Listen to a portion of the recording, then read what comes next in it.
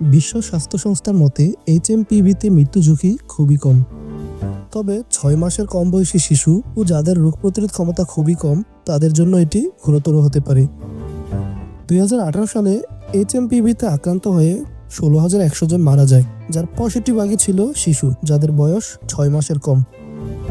এই ভাইরাসের প্রভাবে মৃত্যুর হার সাধারণ ইনফ্লুয়েঞ্জা এবং নিউমোনিয়ার কাছাকাছি, কিন্তু করোনা অর্থাৎ কোভিড-19-এর মতো অতটা গুরুতর নয়। তাই বিশ্ব স্বাস্থ্য সংস্থা বা চীন কারোর কাছ থেকে বিশেষ সতর্কতা জারি করা হয়নি। এটি গুরুতর নয় বলে এর কোনো ভ্যাকসিনও তৈরি হয়নি। বিশেষজ্ঞদের মতে এটি কোনো নতুন ভাইরাস নয়, তাই এতে আতঙ্কিত হওয়ার কিছুই নেই। এইচএমপিভি হতে রক্ষা পেতে নিয়মিত স্বাস্থ্যবিধি মেনে চলাই যথেষ্ট। হাঁচি কাশি দেওয়ার সময় নাক মুখ ঢেকে রাখা, নিয়মিত সাবান দিয়ে হাত ধোয়া এবং সংক্রমিত ব্যক্তি হতে দূরত্ব বজায় রাখতে পারলেই রক্ষা পাওয়া যাবে এই ভাইরাস থেকে।